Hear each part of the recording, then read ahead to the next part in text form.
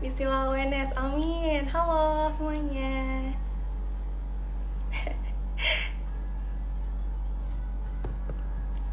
Oke, kita mulai aja ya. Halo, selamat sore semuanya. Assalamualaikum warahmatullahi wabarakatuh. Selamat sore Sobat Semar, dan selamat sore juga nih buat calon-calon mahasiswa baru UNS tahun 2022. Welcome everyone, selamat datang kembali di episode UNS Bisa Bincang dan Sapa. Nah, hari ini kita akan membahas episode yang emang lagi hype-hype banget ya akhir-akhir ini, mungkin sampai saat ini hingga bulan-bulan ke depan, yaitu kita akan membahas tentang SBMPTN dan juga UTBK. Kita bakalan kupas tuntas nih teman-teman tentang kedua materi itu, ada SBMPTN dan juga UTBK.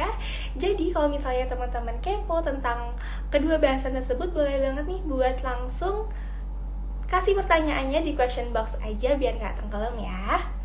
Oke, biar teman-teman gak bingung juga, sebelumnya perkenalkan, nama aku Aulia Salsadila. Aku biasa dipanggil Alsa dari Duta Kampus UNS tahun 2021. Nah, tentunya nih, hari ini, sore ini, Alsa nggak bakal sendirian karena kita akan mengundang salah satu narasumber yang memang pakar di bidangnya. Beliau adalah Bapak Widianto SP PhD selaku Korbit Sarjana SPMB UNS. Wah, nggak main-main ya teman-teman. Berarti hari ini, sore ini merupakan salah satu kesempatan emas nih buat teman-teman yang hadir di sini, termasuk aku juga, karena kita bisa ketemu langsung nih sama yang ngurusin SBMPTN dan juga UTBK khususnya di UNS. Jadi sayang banget kalau misalnya nggak ikutan, so ajakin ya teman-temannya buat ikutan episode UNS Bisa kali ini sampai akhir. Oke, sebentar ya, aku akan undang pembicaranya terlebih dahulu. Sebentar ya teman-teman.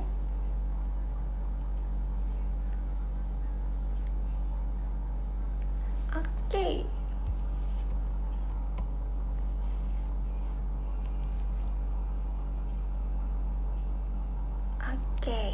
Oke, narasumbernya sudah Alsa invite nih teman-teman. Kita sambil nunggu narasumbernya datang, kita akan bincang-bincang dulu nih sama teman-teman semuanya. Gimana kemarin udah itu tuh pembukaan SBMPTN, udah pada daftar belum nih kira-kira?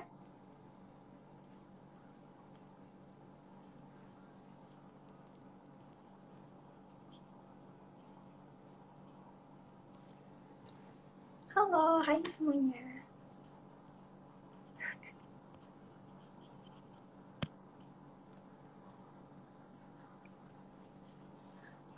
Oke, wait ya.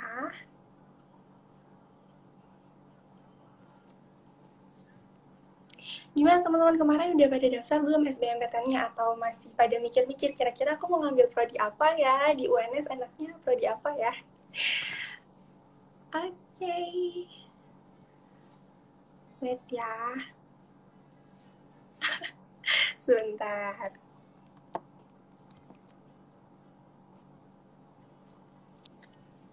Udah dong Kak Garnivian, wah keren nih. Yang belum, tenang aja, kan masih agak lama tuh waktunya. Bisa tuh kalau misalnya teman-teman kulik-kulik lagi kira-kira aku enaknya masuk prodi apa ya, kayak gitu.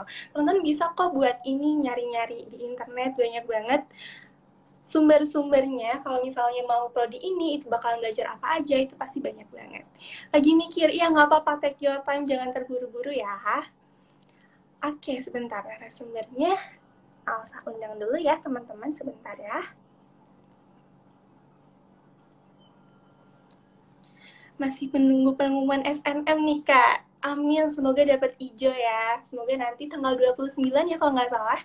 Semoga teman-teman di sini yang ada di sini pada dapat hijau semua nih di SNMPTN. Alsa dukung, Alsa doakan juga. Oke, yang udah ada pikiran nih mau masuk jurusan apa, keren banget. Semoga kedepannya terus dilancarkan juga sama Allah. Jangan lupa buat belajar juga ya buat UTBK-nya, kayak gitu teman-teman. Sebentar, mungkin ini narasumbernya sedang ada kendala sinyal ya teman-teman, kita tunggu sebentar.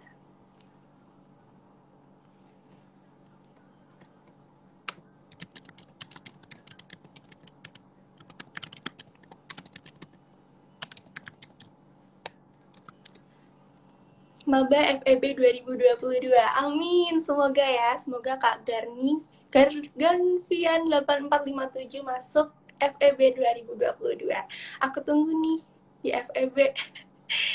Halo Arfi 16, hai. Teman-teman di sini udah pada ada rencana belum nih mau masuk apa? BTW, ngomong-ngomong dulu ya tentang prodi. Aku kenalin, aku angkatan 2019, udah agak semester tua ya, udah semester 6. Aku dari prodi Agroteknologi, Fakultas Pertanian. Hai semuanya. Nacos Maba FK 22. Amin. Semoga bisa masuk FK. Bismillah UNS Informatika. Amin. Keren-keren banget ya teman-teman di sini. Udah pada punya tujuan. Keren. Oh ya, udah pada persiapan belum nih buat SBMPTN UTBK-nya? Kira-kira?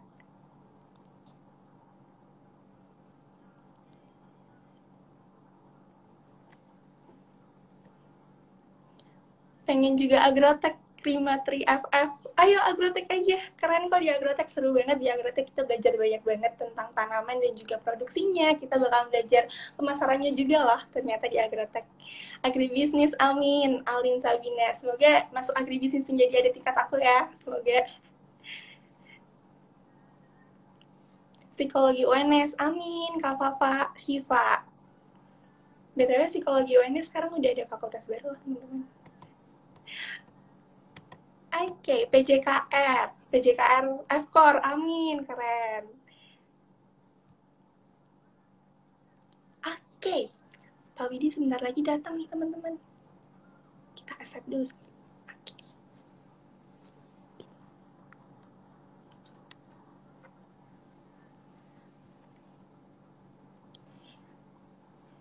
Udah pada persiapan belum buat UTBK-nya?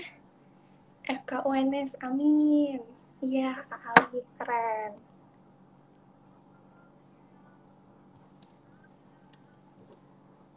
Sebentar ya teman-teman, Pak Widi sepertinya ada kendala sedikit di sinyal, jadi kita tunggu sebentar sambil bincang-bincang nih tentang mungkin prodi. Kalau misalnya teman-teman tanya tentang prodi-prodi, terlebih kalau misalnya pertanyaan, insya Allah aku bisa jawab sih. Nah ini sebenarnya Pak Widi sudah bergabung dengan kita. Oke, excited banget nih Pak Widi akhirnya bisa bergabung dengan kami sore ini. Halo Pak Widi. Iya. Hey, halo. Apa panggilnya? Gabriel ya? Panggilnya apa ini? Alsa Bapak. Oh, Alsa saja ya. Oke. Betul sekali. Alsa. Pak Widi bagaimana nih Pak kabarnya sore ini? Baik, alhamdulillah. Alsa kelihatan cerah juga ini. Terlalu tersenyum Alsa ini. Ada lampu sekaligus. Oke. Baik ya Pak, semoga Bapak sehat selalu sampai seterusnya sehingga nanti bisa mendampingi calon-calon mahasiswa baru UNS 2022 nih Pak. Alhamdulillah. Semoga yang datang juga sehat semua ini ya berarti ya. Banyak juga sudah join. Orang lumayan nih Pak. Semoga pada sehat-sehat semua dan terhindar dari wabah gitu ya Pak ya. Oke. Amin. Mengucapkan terima kasih nih Pak kepada Pak Widi atas kesediaan Bapak pada sore ini untuk menyambut calon mahasiswa baru UNS tahun 2022. Oke, buat teman-teman semuanya, ini forumnya santai, jadi kalau misalnya teman-teman bertanya, boleh langsung di kolom komentar atau di question box biar nggak ketinggalan. Nah, untuk permulaan nih Pak, sebagai pemanasan, mungkin teman-teman di sini masih bingung nih, sebenarnya SBMPTN itu apa sih? Boleh nih dijelaskan sebenarnya perbedaan jalur SBMPTN dan SNMPTN itu apa? Serta berapa kuota atau jumlah mahasiswa baru yang dapat diterima di UNS tahun 2022 melalui jalur SBMPTN. Monggo Pak. Oke ya, selamat sore teman-teman semuanya. Iya, semoga sehat semua. Iya. Oke ya, kita sedang apa istilahnya kalau anak muda hype-hype-nya gitu ya tadi Mbak Alsa ya. Apa itu? Generasi jadul ini kadang kurang paham dengan istilah-istilah baru ya. Oke ya. Jadi teman-teman sekalian saya kira sudahlah SNMPTN sudah berlalu. Nah, yang berlalu biarlah berlalu. Yang daftar SNMPTN kita berdoa bersama semoga diterima. Itu ya kira-kira. Dan semoga nanti yang belum diterima ya nggak apa-apa. Ini ada jendela yang lebih luas, lebih lebar, yaitu SBMPTN. Kalau SNMPTN itu kan kecil nih peluangnya, karena jendelanya cukup kecil, pintunya cukup kecil, hanya 20%. Sementara SBMPTN ini paling luas di antara di antara jalur yang lain. SBMPTN itu kalau yang perguruan tinggi PLU atau Satker berarti minimum 40%. Gede kan? Berarti 40%. Sementara kalau yang PTNBH seperti UNS itu minimum 30%. Nah, bisa 35, bisa 40, terserah dari masing-masing perguruan tinggi. Sehingga ini menurut saya peluang yang besar buat teman-teman semuanya yang ada di sini untuk masuk melalui jalur SBMPTN. Nah, itu menurut saya eh, peluang yang cukup baik untuk mendaftar di SBMPTN 2022. Ya, gitu. Oke, keren banget nih. Jadi kalau misalnya SNMPTN-nya udah berlalu, kalau misalnya teman-teman belum keterima, jangan bersedih hati karena masih banyak jalur-jalur. Khususnya SBMPTN yang cukup besar persentasenya untuk UNS yaitu 30%. Keren banget nih. Nah, Lebih 30%, 35 UNS sendiri 35. menetapkan 35, ya cukup besar. Oke, kita lanjutin Pak. Kalau misalnya di perkuliahan, itu kan ada yang namanya S1 dan juga vokasi, seperti D3 dan juga D4. Nah, Ya. untuk masuk vokasi itu sebenarnya bagaimana sih Pak? Mungkin boleh dijelaskan kepada calon maba di sini. Sebenarnya kalau SNMPTN, SBMPTN bisa mendaftar di S1 maupun sekolah vokasi. Tapi terbatas ya. Kalau S1 di UNS sendiri kita punya 68 program studi ya yang bisa dipilih selama di SNMPTN maupun SBMPTN. Sementara sekolah vokasi ada 2 prodi yang bisa dipilih melalui SNMPTN maupun SBMPTN yaitu keselamatan kerja ya K3, kemudian yang satu lagi D4 demografi dan pencatatan sipil. Jadi kami di UNS ada 70 menu yang bisa dipilih. 68 menu itu berbasis bachelor atau sarjana, yang 2 menu itu adalah sekolah vokasi yaitu D4. Nah, gitu. Jadi menunya banyak di UNS. Jadi silakan tinggal pilih yang mana prodi yang cocok sesuai dengan passion, minat dan bakat adik-adik sekalian, teman-teman semua. Kalau Mbak Mbak Gabriel, siapa Mbak? Alsa. Itu prodinya apa? Mbak Alsa prodinya apa? Agroteknologi Bapak, pertanian. Oh, agroteknologi. Sama dengan saya sepertinya. Oh iya Bapak. Saya di pertanian juga ya, oke. Dapat pengampu Bapak dosennya, jadi belum terlalu familiar. Oke, ya. Iya. Oke. Jadi boleh, yang sekolah vokasi boleh, khusus untuk 2 prodi, memilih di SBMPTN. Ya. Jadi untuk SBMPTN dan SNMPTN itu bisa dipilih vokasinya ada 2 prodi yaitu K3 dan juga D4 infografis pencatatan sipil. Mungkin untuk vokasi yang lainnya bisa jalur apa Pak? Kalau yang D3 itu ini sudah dibuka juga untuk PMDK. Jadi yang memilih jalur sekolah vokasi yang D3 kita memiliki 27 program studi ya di UNS yang sekolah vokasi itu bisa dipilih melalui melalui PMDK. Jalur pertama PMDK, nanti yang kedua itu adalah seleksi utama masuk diploma. Ini kalau kita kita korelasikan ya. S1 itu kan SNMPTN sama dengan PMDK ya, jalur pertama melalui jalur rapor dan prestasi. Kemudian kalau yang SBMPTN itu nanti sama dengan seleksi utama masuk diploma, SUMD. Nah nanti yang berikutnya adalah jalur berikutnya adalah seleksi mandiri, baik S1 maupun diploma. Jadi pada prinsipnya di perguruan tinggi ada 3 jalur ya, 3 pintu yang bisa dilewati untuk bisa bersama dengan UNS, yaitu jalur pertama SNMPTN, SBMPTN, seleksi mandiri itu untuk yang S1, kemudian untuk yang diploma itu bisa, yang D4 bisa melalui SN dan SB, yang khusus 2 prodi tadi, yang lainnya nanti masuk PMDK, seleksi utama masuk diploma, dan seleksi mandiri. Oke, mantap. Keren sekali ya Pak. Jadi teman-teman yang mau masuk UNS, S1, dan juga D4, dan juga infografis pencatatan sipil, bisa nih untuk daftar di SBMPTN. Namun, mungkin teman-teman nanti bisa ikut seleksi utama diploma. Seperti itu ya Bapak ya? Ya, betul. Nah, kita tadi udah membahas teman-teman apa itu SBMPTN dan juga tentang jalur masuk dari vokasi itu sendiri. Sekarang teman-teman di sini pasti penasaran nih Pak, bagaimana sih alur pendaftaran dari SBMPTN 2022, kemudian berkas-berkas apa saja sih yang bisa teman-teman persiapkan dan bagaimana timeline dari SBMPTN itu sendiri. Dipersilakan Bapak. Oke, Pertama tentu kalau mau daftar SBMPTN harus punya kunci dulu. Kuncinya itu adalah akun. Jadi jangan lupa harus punya akun dulu. Kalau nggak punya akun berarti nggak bisa daftar SBMPTN. Lalu nanti setelah punya akun, teman-teman login masuk di pendaftaran SBMPTN. Kemudian di situ nanti ada beberapa langkah yang harus dilampaui dan harus diisi. Pertama, setelah login nanti akan ada biodata yang harus diisi. Ada beberapa biodata yang tidak bisa diganti, ada beberapa biodata yang memang harus dilengkapi. Misalnya penghasilan orang tua, nama orang tua, tingkat pendidikan, dan lain sebagainya. Harus dilengkapi di biodata. Teman-teman yang tunanetra, ya, tunanetra itu berarti apa? Istilah di LTMPT itu buta, bukan low vision, maka dia nanti harus di situ ada menunya untuk klik bagi yang tunanetra dan harus mengupload surat keterangan tunanetra. Di situ sudah ada formulirnya nanti yang bisa mendaftar. Kemudian berikutnya nanti setelah itu jangan lupa untuk permanen biodata. Setelah itu nanti akan masuk memilih program studi. Ya, program studi artinya kan di UTBK itu ada 3 jenis ujian nanti, saintek, soshum, dan campuran. Nanti jenis tesnya ini akan ditentukan prodi yang dipilih itu. Misalnya kalau saya pilihan pertama agroteknologi, pilihan kedua nanti saya adalah misalnya fisika, maka otomatis tes saya nanti adalah harus saintek. Karena dua-duanya prodi saintek. Tapi misalnya saya pilihan pertama agroteknologi, pilihan keduanya adalah misalnya ilmu hukum.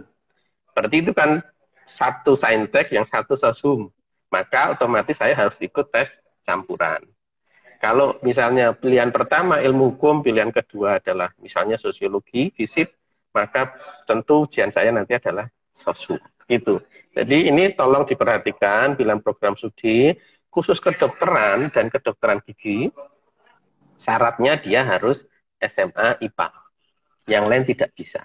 Sementara yang prodi lain boleh, silahkan aja mau latar belakang SMA-nya apa, boleh memilih prodi apapun, tapi kecuali kedokteran dan kedokteran gigi itu harus dari IPA, ya SMA IPA, itu yang harus diperhatikan. Tadi milih prodi ya, pilihannya 1 dan pilihan 2. Kemudian mengunggah portofolio, ya setelah itu bagi teman-teman yang mengambil prodi-prodi yang seni atau olahraga, kalau di UNS kita punya 2 program olahraga, program studi olahraga, 5 prodi bidang seni, maka harus mengunggah portofolio. Kalau teman-teman sudah ambil SNMPTN, portofolionya bisa diambil dari yang SNMPTN. Jadi nanti bisa tidak usah membuat lagi, bisa ambil. Tapi kalau mau mengunggah lagi ya nggak apa-apa. Artinya saya perlu saya belum punya portofolio, belum membuat di SNMPTN, saya akan membuat lagi yang lebih baik, oke, no problem. Jadi teman-teman bisa menggunakan portofolio yang ada. Setelah nanti mengunggah portofolio bagi yang program studi olahraga dan seni tadi, setelah itu kemudian milih di mana tesnya. Tadi kan prodinya sudah, ya toh? Prodinya sudah. Terus kemudian milih tesnya mau di mana nih? Ya, saran kami, saran LTMPT, tesnya jangan jauh-jauh dari rumah. Pertama biar irit. Iya, betul. Pertama biar irit ya, masa orang Solo tesnya di Papua kan terlalu jauh. Deket aja. Kalau di Solo kan ada 2, bisa UNS atau diisi ya. Di seluruh Indonesia ini ada 74 pusat UTBK yang bisa dipilih, tapi sarannya ya jangan jauh-jauh, selain nanti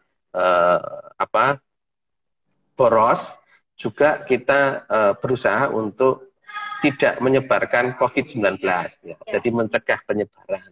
Biar tidak terlalu jauh kan, kalau teman-teman ke Papua harus naik pesawat, harus naik bis, macam-macam kan terlalu jauh. Jadi pilih yang paling dekat. Jadi setelah milih pusat UTBK, nanti teman-teman membayar, dapat slip pembayaran nanti. Kecuali yang KIPK nanti tidak perlu membayar, ya, yang KIPK, peserta KIPK. Tapi yang non KIPK nanti bayar, yang soshum saintek bayarnya 200.000, yang campuran nanti bayarnya 300.000, ya. Setelah itu membayar melalui bank yang sudah kerjasama dengan LTMPT. Nanti informasi lengkapnya tolong nanti teman-teman sekalian kunjungi di webnya ltmpt.ac.id. Itu sudah lengkap sekali, banknya apa, caranya bagaimana, itu sudah ada di situ. Nanti silahkan dilihat. Kemudian nanti setelah membayar, jangan lupa login lagi Karena nanti teman-teman harus mengunduh kartu peserta. Ya, mengunduh kartu peserta. Nah, yang kemudian seringkali lupa itu teman-teman tidak melakukan permanen terhadap pendaftaran itu. Sehingga tidak diakui sebagai peserta UTBK. Anda teman-teman tidak bisa mendapatkan kartu UTBK. Oleh karena itu, tolong diperhatikan, jangan lupa untuk permanen pendaftaran. Jadi pendaftarannya harus dipermanenkan. Kalau belum permanen, teman-teman belum mendapat UTBK-nya di mana, waktunya kapan itu belum ada. Nah, kira-kira itu langkah-langkahnya, tidak terlalu rumit. Intinya hanya, wah itu kalau anak generasi milenial ngisi seperti itu hanya berapa menit ya? 5 menit nggak sampai kali ya. Cuman yang lama itu biasanya prodi apa yang saya pilih ya. Nah, itu yang lama. Maka sebelum ngisi, tolong diperhatikan dulu. Prodi apa yang mau diambil, kemudian di universitas mana, itu perlu dipikirkan dari awal, biar tidak terlalu lama untuk ngisi itu. Nah, yang jadi perhatian lagi adalah teman-teman kalau sudah milih prodi, kemudian sudah dapat slip pembayaran, teman-teman hanya diberi waktu 2 kali 24 jam. Ya. Nanti tolong dicek di websitenya LTMPT. Karena setelah itu, maka nomor pendaftaran itu nanti akan di-reset, Anda tidak bisa dipakai lagi. Oleh karena itu, Anda harus melakukan proses dari awal lagi. Kalau sudah berlalu. Oleh karena itu, tolong diperhatikan dulu pilihan-pilihannya dari awal, sudah firm, prodinya apa, kemudian sehingga nanti setelah finalisasi pendaftaran itu bisa langsung membayar, kemudian bisa langsung unduh kartu peserta. Kira-kira gitu untuk yang UTBK. Nah, ada satu lagi yang perlu saya sarankan adalah foto, teman-teman. Kadang-kadang ini foto seringkali tidak tidak memuat seluruh wajah. Ya, tidak jelas wajahnya. Kenapa ini menjadi penting saya ingatkan? Karena nanti teman-teman akan diverifikasi setelah ketika sudah masuk di pusat UTBK, Anda masuk di situ akan diverifikasi wajahnya cocok enggak itu dengan identitasnya. Kalau wajahnya nggak cocok, kalian memberikan foto tapi fotonya itu blur atau fotonya itu tidak tampak muka secara jelas, maka nanti akan dicurigai bahwa itu bukan yang ujian. Jadi tidak cocok antara yang ujian itu dengan kartu identitasnya. Nah, nanti akan menjadi catatan pengawas. Nanti akan dicatat oleh pengawas bahwa ini wajahnya tidak sesuai dengan identitasnya. Oleh karena itu tolong diperhatikan fotonya. Udah, foto yang di pantai selfie nggak usah dimasukkan di situ. Nanti masukkan Instagram aja. Tapi yang masuk di situ foto formal yang penting wajahnya kelihatan. Yang selfie nanti dikirim Instagram, dikirim di Facebook gitu. Jadi tolong ini yang diperhatikan. Kira-kira itu. Nanti kalau ada yang kurang nanti bisa tanya lagi. Saya lupa tadi pertanyaan banyak ya. Oke. Mungkin Alsa bantu simpulkan. Jadi teman-teman di sini kalau misalnya mau daftar SBMPTN dan UTBK, itu yang pertama teman-teman harus punya akun dulu. Kemudian nanti teman-teman bisa login pendaftaran video data yang mana nanti ada banyak untuk isian prodi yang harus teman-teman perhatikan juga, saintek, sosum, dan campurannya. Kemudian nanti khusus teman-teman yang mau daftar prodi seni dan juga keolahragaan bisa pakai Portov, kemudian nanti bisa melakukan pemilihan tempat tes dan kemudian pembayaran selama 2 kali 24 jam dan login lagi untuk mendapatkan kartu pesertanya. Dan juga teman-teman jangan lupa untuk mempermanenkan pendaftaran supaya peserta dari UTBK dan juga SBM. Itu nggak Pak ya? Ya, betul ya. Oke, nah untuk timeline-nya nih Pak, SBMPTN dan juga UTBK itu seperti apa sih Pak? Mungkin boleh dijelaskan. Ya, timeline-nya nanti secara lengkap silahkan. Di websitenya LTMPT itu lengkap sekali, mulai timeline-nya kapan. Yang jelas ini masa pendaftaran. Khusus yang angkatan 2020-2021. Maaf, 2021 ya, 2020-2021. Sementara yang 2021 yang ambil SNMPTN itu nanti mulai tanggal 29 pendaftarannya. Nanti akan ditutup pada tanggal 15 April 2022. Jadi masih punya waktu yang cukup panjang untuk melakukan itu. Dan jangan lupa nanti setelah pendaftaran tentu teman-teman kan sudah punya jadwal tes. Yaitu diperhatikan, dicatat. Di kalender di rumah dilingkari ya. Tesnya tanggal berapa sesuai dengan pendaftaran itu. Tetapi jangan sampai lebih dari 15 April loh ya, harus ini diingat loh. Ini udah 25 Maret, kemudian kalendernya dilingkari di situ, terakhir tanggal 15. Jangan tanggal 15 malam baru daftar, nggak bisa. Nanti sudah ditutup ya. Nah, kemudian yang perlu dicatat di rumah kalendernya adalah waktu ujiannya. Tentu nanti setelah teman-teman mendaftar itu kan sudah kapan ujiannya kan sudah ditentukan. Pusat UTBK-nya milih sendiri. Nanti range-nya adalah gelombang 1 17 Mei sampai 23 Mei. 2 minggu setelah Lebaran. Ya, Lebaran nanti mikir Lebaran dulu nggak apa-apa. Tapi habis Lebaran belajar lagi nyiapkan UTBK ya, tanggal 17 sampai 23 Mei. Nanti yang gelombang kedua 28 Mei sampai 3 Juni. Nah, nanti tergantung kalian akan dapat jatah ujian di gelombang pertama atau gelombang kedua. Gitu. Oke, baik Bapak Alsa bantu simpulkan. Jadi teman-teman, saat ini sampai nanti tanggal 15 April 2022 merupakan timeline pendaftaran di SBMPTN. Jadi teman-teman jangan sampai kepikiran. Pokoknya dipersiapkan semuanya, prodi-prodi dipersiapkan seperti itu. Oke, mungkin sekarang lebih throwback ke SNM kemarin. Kalau tidak salah, itu ada ketentuan memilih 2 prodi, yang mana salah satu sesuai domisili provinsi. Nah, bagaimana nih dengan SBMPTN? Apakah sama? Bagaimana nih, Pak? Mungkin boleh dijelaskan kepada teman-teman. Kalau SBMPTN bebas, boleh milih dimanapun. Silahkan aja, milih di mana boleh. Jadi tidak terikat dengan lokasi di mana teman-teman sekalian tinggal. Jadi tidak ada masalah. Jadi milih dimanapun boleh. Bebas. Jadi teman-teman nggak usah khawatir kalau misalnya domisili Solo tapi pengen daftar di Jakarta atau di Malang, dipersilahkan banget karena SBMPTN itu bebas syarat domisili. Oke, mungkin juga ada keresahan juga, apakah sekiranya mahasiswa nanti yang diterima PTN lewat SNMPTN boleh mendaftar lagi di SBMPTN atau tidak nih Pak? Kalau tidak diterima ya boleh. Kalau tidak diterima, kalau diterima ya tidak boleh. Kalau sudah diterima berarti tidak boleh. Bahkan sekarang LTMPT sangat tegas. Kalau sudah diterima di SNMPTN tidak boleh mendaftar UTBK selama kurun waktu 3 tahun. Jadi misalnya saya diterima SNMPTN tahun ini, maka saya tidak bisa mendaftar UTBK tahun ini. Tidak bisa mendaftar UTBK tahun berikutnya. Tidak bisa mendaftar UTBK tahun berikutnya lagi. Jadi tolong ini diperhatikan. Yang diterima ya sudah, alhamdulillah, puji Tuhan gitu. Teman-temanmu banyak sekali yang tidak diterima, jadi syukuri. Teman-teman disyukuri, diterima di prodi, sehingga ambil itu prodinya, registrasi, dan alhamdulillah gitu. Artinya tidak usah mikir-mikir lagi di UTBK, jadi sudah diambil saja. Kita syukuri, kasihan teman-teman yang tidak diterima, yang tidak terima banyak, sementara kita sudah diterima, tapi ternyata kita tidak mengambilnya. Tapi ya monggo aja silakan, tapi ini hanya pertimbangan-pertimbangan bahwa nanti kalau sudah diterima, tidak bisa lagi daftar UTBK di tahun ini, tahun depan maupun tahun depannya lagi. Ya. Oke, berarti teman-teman kalau misalnya alhamdulillahnya sudah diterima SNMPTN, teman-teman tidak dianjurkan untuk mengikuti SBMPTN karena dari LTMPT juga tegas selama 3 tahun teman-teman tidak boleh untuk mengikuti SBMPTN. Nah, lagi nih Pak, ada pertanyaan lagi.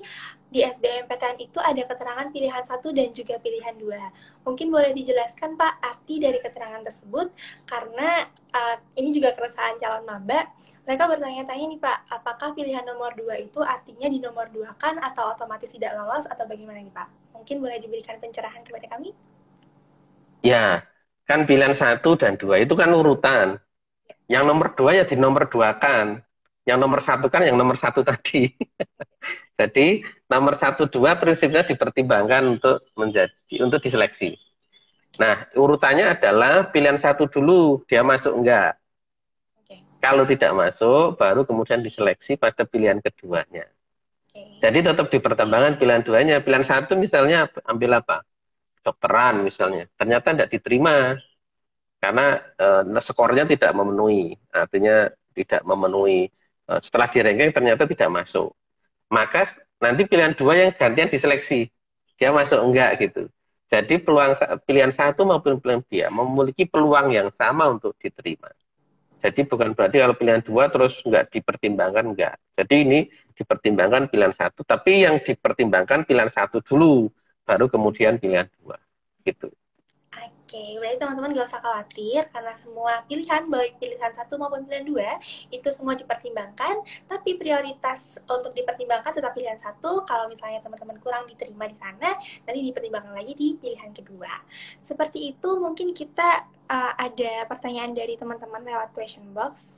Ini Pak, jika pilihan satu sama dua itu UNS, apakah peluang keterima di UNS itu akan semakin besar atau bagaimana nih Pak? Ya, kalau pilihan satu, pilihan dua di UNS itu kelebihannya adalah kita sudah tahu grade-nya. Grade-nya sama dengan UNS. Misalnya gini, dilihat dari sisi ketatannya, dilihat dari sisi ketan prodi kan kita sudah tahu. Jadi milihnya gampang. Jadi, ini track record-nya di Fakultas Psikologi misalnya seperti ini. Maka ini saya pilih aja pilihan satu. Karena dia ketatan lebih tinggi. Kemungkinan artinya keketatan tinggi itu kan berarti yang diseleksi semakin banyak. Otomatis semakin ketat. Nilai 0,5 saja berpengaruh terhadap diterima atau tidaknya.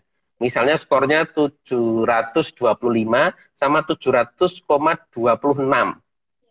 Itu kan ketat sekali ya, hanya 0,01 saja menjadi. Nah, kalau memilih di satu universitas, misalnya di UNS, itu peluangnya kita bisa mengatur mana yang akan saya pilihan satu, mana pilihan dua. Saya tahu mana yang akan saya ambil, sehingga kemudahannya seperti itu. Tapi kalau peluangnya ya sama saja, tetapi kita mudah memprediksi kira-kira mana pilihan satu saya, kemudian mana pilihan dua saya, gitu kira-kira. Nah, yang paling penting begini, kadang-kadang pilihan dua itu kan sebenarnya nggak pilihan. Itu yang jadi masalah. Jadi daripada nggak milih, akhirnya memilih kan gitu. Ya. Nah, perlu diperhatikan urutan memilihnya juga. Nanti keliru memilih pilihan duanya, ternyata tidak sesuai, malah justru yang dipilih adalah pilihan satunya di pilihan dua kebalik. Nah, nanti yang diterima pilihan dua, pilihan satunya tapi sebenarnya nggak minat, ya itu jadi masalah. Nanti ada kecenderungan dia ujian lagi, karena nggak cocok dengan apa yang dipilih. Nah, itu aja yang perlu diperhatikan. Ya. Oke, jadi walaupun pilihan satu pilihan duanya di UNS itu memiliki peluang yang sama, cuma kita lebih bisa untuk memprediksi secara lebih mudah dan teman-teman juga harus memperhatikan urutan memilih, jangan sampai pilihan satu pilihan duanya kebalik seperti itu ya Kak. Siapa nih SSTRWB Pi? Oke, kita lanjut lagi pertanyaannya. Ada juga nih Pak keresahan dari Camaba. Sebenarnya ada nggak sih Pak blacklist untuk sekolah-sekolah tertentu? Boleh dijelaskan nih Pak? Ini pertanyaan menarik ini. Kayak apa aja ada blacklistnya ya. Ya, memang kemarin ada yang, terutama di SNMPTN terkait dengan blacklist itu. Jadi ada beberapa rumor ya, isu hoax kira-kira begitu. Karena ada beberapa sekolah yang mungkin tidak lolos SNMPTN sehingga wah ini kayaknya kok nggak diterimanya song gitu kira-kira. Daftarnya tetapi song. Kemudian punya asumsi sendiri, punya pemikiran sendiri, jangan-jangan. Sebenarnya ini ada kata jangan-jangannya. Jangan-jangan sekolah saya di blacklist. Bisa jadi karena bersamaan mungkin dulu ada siswanya yang diterima tetapi tidak diambil. Kemudian berangan-angan sendiri, wah ini kemarin ada, mesti ini di blacklist gara-gara nggak ada yang diterima itu mungkin di blacklist. Tapi saya luruskan, UNS tidak memblacklist SMA manapun ya. Jadi tidak ada istilah blacklist, tidak ada. Tetapi kami hanya sarankan kalau sudah diterima, kok ya diambil. Mau sudah milih-milih sendiri kan milihnya kan nggak dipaksa. Kamu sudah milih-milih sendiri, cuman berubah pikiran di tengah jalan, kira-kira gitu aja. Tapi mohon itu juga diperhatikan karena teman-teman yang lain juga berkompetisi, teman-teman banyak yang tidak diterima gara-gara Anda diterima, sehingga mohon itu juga menjadi pertimbangan. Gitu ya. Itu Mbak Elsa. Oke, baik Bapak. Berarti untuk blacklistan di UNS itu tidak ada, cuma lebih dianjurkan kalau misalnya sudah diterima, ya diterima di prodi tersebut, dianjurkan untuk diterima seperti itu. Karena kita juga diambil. Yang berkompetisi seperti itu. Kita lanjut lagi ke pertanyaan question box. Bapak ada ini, Dari Kak Demalisya, apakah UNS di SBMPTN melihat faktor alumni atau sekolah seperti di SNMPTN atau Pak? Mungkin boleh dijawab, Pak. Silakan. Nah, ini juga salah satu kelebihan di SBMPTN. Selain kuotanya besar, tetapi di SBMPTN itu betul-betul murni berdasarkan hasil tes UTBK teman-teman. Jadi tidak ada pertimbangan selain nilai. Jadi nilai itu adalah satu-satunya pertimbangan yang kemudian menjadi ukuran teman-teman diterima atau tidak. Kalau tesnya nilainya bagus, skornya bagus, berarti otomatis bisa diterima. Tanpa melihat apakah ada alumni SMA 1 ada nggak di UNS. Berpengaruh enggak berpengaruh. SBMPTN tidak berpengaruh sama sekali. Sehingga ini betul-betul teman-teman bersaing bebas, ya, bersaing dengan menggunakan semata-mata skor yang Anda peroleh dari UTBK. Oleh karena itu, karena satu-satunya instrumen untuk diterima di SBMPTN adalah nilai UTBK, maka perlu dipersiapkan secara matang terkait dengan tes-tes, jenis tes yang akan dipakai di UTBK. Oke, baik. Terima kasih Bapak. Jadi saya simpulkan kalau misalnya di SBMPTN itu tidak melihat sekolahnya. Jadi teman-teman boleh langsung mendaftar saja dan juga belajar dengan benar supaya bisa masuk ke prodi dan juga univ impian teman-teman. Oke, sekarang kita move ke pelaksanaan UTBK. Pertanyaannya, untuk tahun 2022, bagaimana mekanisme pelaksanaan UTBK tersebut? Apakah dilaksanakan secara luring, daring, atau bagaimana, Pak? Monggo. UTBK masih sama dengan tahun sebelumnya, tidak ada perbedaan. Teman-teman luring pelaksanaan UTBK-nya. Karena tadi ada 74 tempat yang bisa dipilih untuk pelaksanaan UTBK, jadi teman-teman datang langsung ke tempat-tempat yang sudah dipilih, ke UNS, ke ISI, atau ke UGM, atau ke UNY, dan universitas negeri yang lainnya yang menjadi pusat UTBK. Jadi teman-teman datang ke kampus, kalau yang daring itu nanti diseleksi mandiri. UNS nanti tidak harus datang ke kampus, Anda bisa mengerjakan ujian dari rumah masing-masing, dari kos-kosan, dari manapun boleh untuk mengerjakan. Yang penting memenuhi persyaratan-persyaratan lokasinya itu sesuai dengan seleksi mandiri. Jadi prinsipnya sama, kalau mekanismenya apa namanya tempat ya pelaksanaannya itu sama, yaitu luring bukan daring ya. Di 74 pusat UTBK gitu. Oke, mantap. Jadi untuk sekarang UTBK-nya luring teman-teman, kalau yang daring itu adalah mandiri di UNS. Seperti itu. Nah, kita move lagi nih Pak. Ini terkait dengan tes UTBK sendiri, rencananya akan dilaksanakan secara 2 gelombang, dan kira-kira apa saja sih Pak materi yang akan diujikan baik di rumpun Saintek maupun Sosum? Dan berapa banyak jumlah soal UTBK serta pembagian alokasi waktu pengerjaannya? Mungkin boleh dijawab dari apa saja materi yang diujikan baik rumpun Saintek maupun Sosum, Pak. Monggo. Ya, oke. Makasih Mbak Alsa.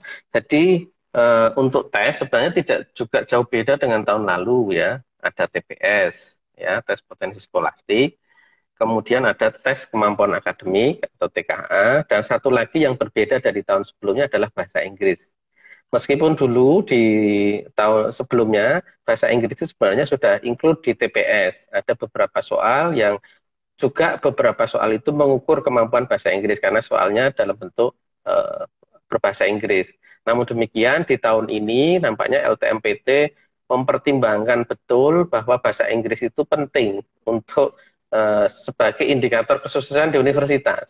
Sehingga kemudian bahasa Inggris menjadi bahan tes tersendiri. Tidak lagi ada di TPS, tetapi menjadi salah satu instrumen tes tersendiri. Sehingga tesnya kalau sekarang 2022 ada 3 komponen. Satu tes potensi skolastik, yang kedua adalah bahasa Inggris, yang ketiga adalah tes kemampuan akademik atau TKA. Nah, TKA-nya tergantung pada bidangnya. Kalau saintek nanti berarti yang harus dipelajari adalah matematika, fisika, kimia, biologi. Ya, ada 4 mata pelajaran yang harus dikuasai oleh teman-teman. Kemudian yang sosum nanti ada juga 4 mata pelajaran, yaitu ekonomi, kemudian geografi, sejarah, kemudian sosiologi. Sedangkan untuk waktunya, ini yang menjadi perhatian buat teman-teman sekalian, terutama yang nanti berencana ambil campuran. Nah ini kalau ambil campuran berarti ujiannya tambah banyak. Selain TPS, ya, selain TPS, bahasa Inggris berarti harus ambil TKA Saintek, TKA Sosum. Jadi mata pelajarannya ada 8. Jadi ikut tes 1 TPS, bahasa Inggris, kemudian yang Saintek 4 mata pelajaran, kemudian Sosum 4 mata pelajaran. Jadi 8 mata pelajaran. Ini yang tolong bisa menjadi pertimbangan teman-teman yang mau ambil campuran, ini perlu betul-betul mempertimbangkan kira-kira kalau tes sebanyak itu kira-kira seperti apa. Nah, yang penting lagi juga saya sampaikan adalah waktunya.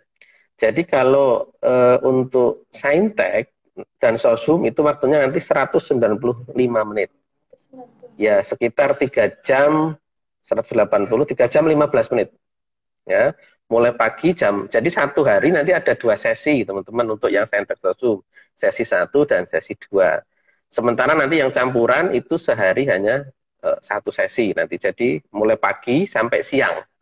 Jadi waktunya kalau yang campuran itu sekitar 380 menit ya kira-kira. Jadi kira-kira 4 jaman lah. Hampir 5 jam kira-kira. 284 menit. 80 menit. Jadi sekitar 5 jam. Hampir 5 jam.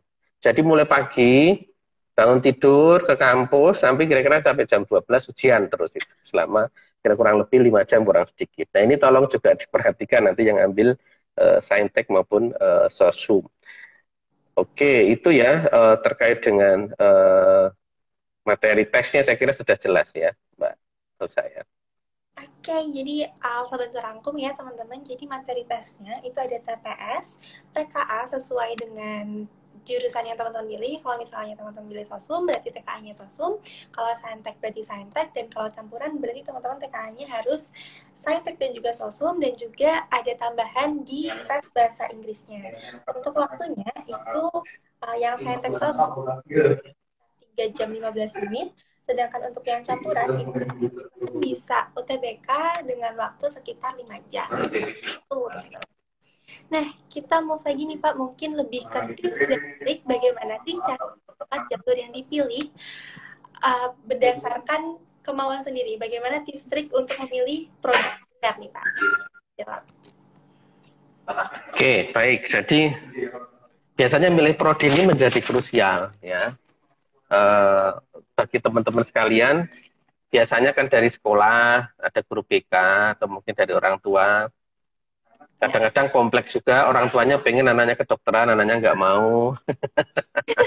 Atau mungkin calon mertua kali ya yang nyuruh ambil apa gitu. Jadi ini kompleks ya pertimbangannya. Tapi kalau saya mengatakan begini, nanti untuk apa namanya, untuk pemilihan program studi yang penting menurut saya pertama sesuai dengan passionnya ya. Artinya kalau nggak suka ya jangan dipaksa. Karena kalau toh nanti lolos seleksi, tapi ternyata juga nggak seneng ya sama aja ya kan. Jadi tetap sesuai passion. Tetapi yang perlu saya highlight adalah begini.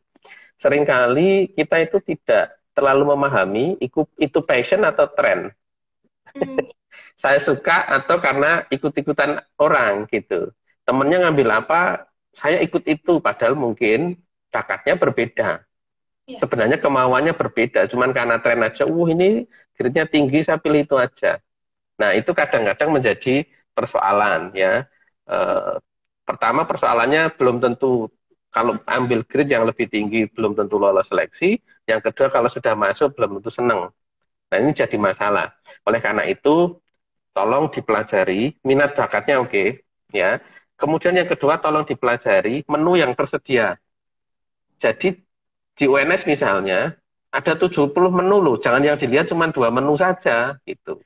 Jangan-jangan dari 70 menu yang ada, kayak di restoran itu loh, makanannya banyak, yang dipilih itu aja ya, yang sama. Padahal di situ banyak menu yang mungkin cocok dengan kita, yang cocok. Jadi program studi itu dilihat, oh menunya ada 70 program studi, oke, orang lain milih itu enggak apa-apa, tapi saya yang penting, menurut saya, passion saya cocok, kemudian menurut saya masa depannya bagus, Oleh karena itu saya nanti akan milih prodi-prodi yang memang sesuai dengan passion saya. Dari 70 prodi tentu ada banyak sekali pilihan, bukan hanya dua tiga. Kadang-kadang kan orang milih prodi tapi yang dilihat cuma 3 menu saja, sementara yang 67 menu tidak dilihat. Nah, itu yang perlu diperhatikan. Selain itu, kalau strateginya, ya perlu juga diperhatikan tentang angka ketatan persaingannya. Ya, karena angka persaingan itu akan berkaitan dengan peluang untuk masuk. Ya, jadi mungkin passion saya di ekonomi, kemudian oh ini kok di prodi ekonomi pembangunan misalnya kekatannya jauh lebih kecil dibandingkan ekonomi manajemen misalnya seperti itu. Ya sudah, berarti Anda harus lihat. Anda pilih mana yang kira-kira angka ketatan persaingannya relatif lebih kecil sehingga peluang Anda untuk masuk menjadi lebih besar. Jadi tolong ini benar-benar secara hening pikirannya untuk memilih prodi ini karena ini betul-betul akan menyangkut bukan hanya Anda lolos atau tidak, tapi ini menyangkut bagaimana Anda nanti akan menjalani perkuliahan kalau diterima di universitas. Ya, saya kira itu yang penting ya untuk milih prodi. Ya, benar banget nih Bapak. Jadi Alsa bantu simpulkan, teman-teman kalau misalnya milih prodi itu merupakan satu hal yang krusial karena berhubungan dengan perjalanan teman-teman. Jadi pilihlah prodi sesuai passion teman-teman, jangan sampai ikutan orang atau ikutan tren. Dan teman-teman juga harus melihat menu-menu yang ada di universitas tersebut. Jadi mempelajari menu-menunya bisa lewat Google, atau mungkin bisa lewat profil dari univ itu sendiri atau fakultas. Ya, betul. Termasuk profil prodi. Ya. Termasuk profil prodi. Nanti coba lihat di YouTube-nya SPMP, itu kita seringkali sosialisasi prodi-prodi. Iya. Kadang-kadang kita itu hanya melihat 3 menu itu karena kita tidak paham dengan menu yang lainnya, seolah-olah itu saya tidak pas dengan saya. Padahal belum tentu. Jadi tolong dipelajari masing-masing prodi itu, jangan-jangan ini cocok dengan saya, jangan-jangan ya. Maka kita perlu meningkatkan pengetahuan kita terhadap prodi-prodi itu. Siapa tahu itu cocok dengan kita, gitu ya. Betul banget, kalau misalnya istilah sekarang tuh hidden gem, Pak. Kita harus mencari terlebih dahulu baru nanti cocok seperti itu. Oh gitu ya, oke. Okay. Hari ini saya banyak belajar istilah anak-anak muda ini ya. Iya, dan juga hype. Oke. Hype ya. Apa sih dasar penilaian SBMPTN UNS 2022? Mungkin boleh dijelaskan, Pak? Ya, kalau SBMPTN kan skalanya nasional yang melaksanakan Universitas di Indonesia memberikan amanah kepada LTMPT untuk menyelenggarakan 2 jalur pertama SN dan SP sehingga penilaiannya adalah sama di seluruh Indonesia. Sama di seluruh Indonesia. Kalau SBMPTN satu-satunya instrumen penilaian ya skor UTBK-nya. Baik dari TPS, bahasa Inggris maupun dari TKA-nya. Jadi itu murni dari nilai itu. Dan ini menurut saya kesempatan karena tidak ada aspek lain yang menjadi bagian penilaian sehingga kalau teman-teman benar-benar concern terhadap beberapa materi tes itu dan betul-betul meluangkan waktu untuk itu mengasah diri, saya kira teman-teman akan punya peluang yang lebih besar untuk bisa diterima. Iya, benar banget nih. Jadi teman-teman, dasar penilaian UTBK SBMPTN UNS itu sama seluruh Indonesia. Kita mengikuti standar dari sana. Jadi teman-teman gak usah khawatir, langsung aja buat daftar SBMPTN di UNS seperti itu. Nah, Pak Wid, kita udah mengupas tuntas nih tentang SBMPTN. Nah, pertanyaan terakhir dari kami, kira-kira bagaimana sih tips dan trik lolos SBMPTN menurut Pak Widianto? Monggo, Pak. Pertama gini, harus dipahami terkait dengan materi ujinya ya. Jangan sampai ujiannya matematika, belajarnya malah apa itu mata pelajaran yang lain. Tolong diperhatikan dan terus mengasah diri, belajar, mempelajari ya. Kalau tes potensi skolastik silahkan banyak sekali ya contoh-contoh yang kemudian bisa kita bisa untuk latihan termasuk TKA, termasuk bahasa Inggris terus berlatih saya kira terkait dengan kalau UTBK ya sudah pelajari itu saja. Tetapi saya kira bukan hanya materi tes yang penting, tetapi menurut saya persiapan fisik dan mental itu juga menjadi penting. Ya, persiapan fisik karena kita tahu ujiannya lama.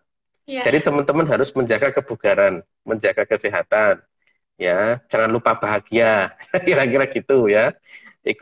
Sering ikut IG live kali ya, biar Biar bahagia. imunnya meningkat, kira-kira gitu. Apalagi saya kira nanti bahagia karena sudah habis Lebaran toh, dapat Iya. angpau banyak, jadi seneng hatinya ya, toh. Hatinya seneng bisa mengerjakan. Jadi fisik menjadi penting buat teman-teman sekalian karena membutuhkan energi yang cukup besar selain untuk ujian, tapi juga persiapannya itu kan butuh effort yang cukup besar. Tapi selain itu juga perlu mempersiapkan persiapan mental saya kira. Ya tambah lagi satu spiritual misalnya begitu. Kenapa? Karena kadang-kadang kalau apa ya banyak orang pintar tetapi ternyata mentalnya kurang bagus sehingga saat ujian grogi, takut gitu di kampus deg-degan gitu sehingga apa yang dipelajari hilang semua itu. Iya. Maka itu juga penting, persiapan mental itu juga penting. Hadapi itu, persiapan jangan takut gagal, pokoknya just do it, lakukan saja. Pokoknya pelajari, kamu sudah ikhtiar luar biasa, pelajari betul-betul, kemudian datang ke kampus dengan confidence saja. Pokoknya datang aja, jalani tes itu. Tekan stres gitu, itu biasanya hilang apa yang kita pelajari itu. Sehingga perlu persiapan mental. Nah, spiritual tentu monggo silahkan sesuai dengan keyakinan masing-masing. Spiritualnya perlu diperhatikan. Nah, satu lagi yang penting menurut saya adalah timeline. Tadi yang ditanyakan Mbak Alsa. Karena timeline ini menjadi penting. Jangan sampai tanggal 16 baru tanya pendaftarannya kapan. Iya. Tanggal 16 April pendaftarannya kapan. Banyak juga yang tidak aware terkait waktu ujian. Oke. Dia sudah ada kartu peserta. Ujiannya tanggal 18 Mei. Dia datang ke kampus tanggal 19 Mei tanya ujian saya kapan. Telat, ya sudah tidak bisa lagi. Jadi tolong di time frame-nya itu makanya saya tadi beli kalender khusus untuk UTBK, SBMPTN, lingkari pokoknya, gitu. Itu bisa juga kalender itu disampaikan kepada calon pacarnya atau apanya. Pokoknya tanggal ini jangan diganggu. Saya mau ujian gitu. Jadi itu perlu dilingkari. Time frame itu menjadi banyak sekali yang lupa terhadap waktu sehingga dia itu tidak bisa ikut ujian karena telat melihat ininya apa kartunya tidak dilihat, dia sudah kelewat baru tanya ujiannya kapan. Ada yang juga lupa daftar, ada macam-macam. Maka tolong perhatikan aturan mainnya dan time frame-nya, waktunya itu. Kapan harus mendaftar terakhir, kapan nanti ujiannya harus berangkat jam berapa. Nah ini juga perlu disiapkan ini. Kalau harus time manajemennya juga bagus. Harus masuk jam 6.45. Harus dipertimbangkan, berarti berangkat jam berapa dari rumah. Itu juga dipertimbangkan. Yang bangsawan ya, keluarga bangsawan Tangyawan ya harus bangun lebih pagi. Ya, jangan sampai telat. Banyak juga yang telat karena dia kemudian tidak mempersiapkan diri. Ada juga yang kebelasuk lokasi ujiannya. Maka tolong dipelajari juga tempat ujiannya di mana, saya di ruang mana, saya gedungnya di mana, dipelajari dari awal. Jangan sampai nanti sampai di kampus muter, terus sampai jam 9 ujian selesai baru ketemu tempatnya. Iya. Itu jadi repot. Jadi tolong itu dipersiapkan betul. Jadi kalau teman-teman mau betul-betul ini, jadi persiapannya bukan hanya persoalan saya belajar materi UTBK, tetapi hal-hal di luar itu juga perlu diperhatikan. Time management, kesiapan mental, kesiapan spiritual, kesiapan fisik, itu juga perlu diperhatikan. Ya. Oke, jadi teman-teman, tips dari Pak Widianto, gimana sih cara lolos UTBK? Yang pertama itu kita harus just do it. Teman-teman harus persiapin semuanya, termasuk time frame-nya, kemudian survei lokasi, kemudian materi ujiannya itu harus dipersiapkan semua. Selain itu, kita juga harus siap fisik dan juga mental karena sebenarnya performa kita, kesehatan kita waktu mengerjakan ujian itu sangat berpengaruh nih, teman-teman. Nah, ternyata ada satu pertanyaan lagi nih dari netizen yang sepertinya penting. Kak mau bertanya, kalau misalnya ikut seleksi mandiri di UNS, apakah harus ikut SBMPTN terlebih dahulu atau tidak ya, Pak? Seperti itu. Mungkin boleh. Bisa iya, bisa tidak. Bisa iya, bisa tidak. Karena salah satu jalur seleksi mandiri di UNS itu bisa menggunakan nilai UTBK. Tetapi jangan khawatir, yang tidak ikut UTBK juga bisa ikut ujian lagi. Ujian yang diselenggarakan oleh UNS. Kalau kita malah seleksi mandirinya banyak. Teman-teman yang punya prestasi nasional internasional bisa masuk seleksi mandiri jalur prestasi, ya. Teman-teman yang pernah jadi ketua OSIS selama di SMA bisa masuk jalur kepemimpinan muda, gitu. Banyak toh. Khusus yang penyandang disabilitas bisa masuk khusus yang disabilitas, gitu. Kemudian termasuk tadi yang prestasi itu juara 1, 2, 3 nasional dan yang habis Quran 30 juz. Ya, hafiz Quran 30 juz bisa masuk di seleksi mandiri jalur prestasi, ya. Kemudian ada lagi jalur kelas internasional, ya. Jalur kelas internasional itu khusus untuk 3 prodi yang ada di Fakultas Ekonomi, yaitu akuntansi, ekonomi manajemen, dan ekonomi bangunan. Nah, 3 itu bisa teman-teman bisa masuk di kelas internasional. Nah, banyak kan untuk seleksi mandiri. Jadi jangan khawatir, pokoknya tetap optimis. Ya. SNMPTN dicoba, nggak keterima ya sudah SBMPTN. SBMPTN pokoknya ya tadi, hal-hal yang perlu diperhatikan tadi tolong dilakukan. Setelah itu kalau nggak terima ya udah, nanti ada seleksi mandiri lagi. Jadi ini berjenjang. Ya, betul banget. Nah, jadi teman-teman kalau misalnya mau ikut mandiri, teman-teman bisa ikut SBMPTN atau tidak mengikuti SBMPTN. Karena di UNS itu jalur mandirinya banyak banget dan mungkin bakalan dibahas UNS SPMB bakalan buat lagi khusus buat mandiri buat teman-teman nanti ya. Stay tune terus UNS seperti itu. Nah, tadi itu merupakan pembahasan kita mengenai SBMPTN dan gak kerasa kita sampai di penghujung acara nih teman-teman. Pokoknya teman-teman di sini kita semangat terus usaha dan juga jangan lupa berdoa karena usaha berdoa sia-sia, jadi harus seimbang terus. Dan gak kerasa banget nih kita udah 1 jam sama Pak Widianto. Terima kasih banyak Bapak atas waktu yang telah diberikan saya ini. Sehat dan sukses Bapak. Mohon maaf apabila ada kesalahan berkata. Terima kasih ya Bapak ya. Sama-sama. Sehat selalu untuk semuanya. Ya, teman-teman, demikianlah episode UNS Bisa kali ini. Mudah-mudahan bermanfaat dan bisa memantapkan hati buat ikutan SBMPTN dan gabung bersama Universitas 11 Maret tahun ini. Oh iya, teman-teman yang masih kepo, boleh banget buat cek di website spmb.uns.ac.id atau boleh langsung ke website LTMPT. Di situ udah banyak banget informasinya mengenai timeline, kemudian prosedur pendaftaran, dan lain sebagainya. Atau boleh nih teman-teman follow langsung IG-nya SPMB, karena banyak banget informasi-informasi yang kita update bakalan di-update di sini, seperti itu. Mungkin itu dulu yang bisa Alsa sampaikan dan juga Pak sampaikan. Saya Alsa selaku host pamit undur diri. Tetap jaga kesehatan, jangan lupa cuci tangan, pakai masker dan jaga jarak. Semangat belajarnya, semangat berjuang. Semoga apa yang disemogakan segera tersemogakan. Alsa tunggu teman-teman semuanya di sini di Universitas 11 Maret Surakarta. Oke, terima kasih banyak Pak Widianto. Sama-sama. Ya, sampai jumpa. Ya, terima kasih teman-teman semuanya. Sukses terus. Bye-bye. Terima kasih.